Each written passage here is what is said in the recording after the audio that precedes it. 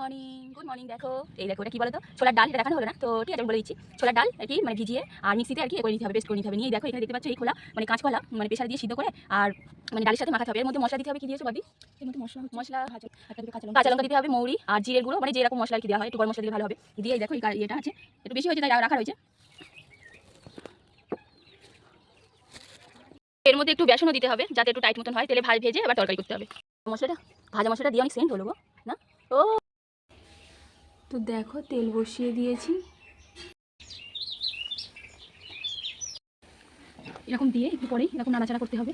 তো বেশি পুড়ে গেলে ভালো লাগবে না, একটু হালকা লাল লাল হবে। তো বারবার এরকম নাড়তে হবে, একটু আবার ওয়েট করতে হবে, আবার নাড়তে হবে, একটু ওয়েট করতে হবে। তো বারবার এরকম নাড়তে হবে। একা একা করে কি নুন কম হয়েছে? বাবা বলছে নুন কম হয়েছে, একটু হালকা মতো দিয়ে দিলে হয়ে যাবে। আমি এখনো খাইনি, এটা তুলে খাবো তারপর। নুন সত্যি কম হয়েছে। এই দেখো ও ভাত খাবে বলে কটা করেছে আর আমি এখন এখানে ভাজছি। আমার একটু দাও, খেয়ে দেখি। এরকম প্রথমে করা হয়েছিল, তো তারপরে ওরকম মানে দেরি হচ্ছে বলে ওরকমভাবে করা হচ্ছে। কাঁচা মতো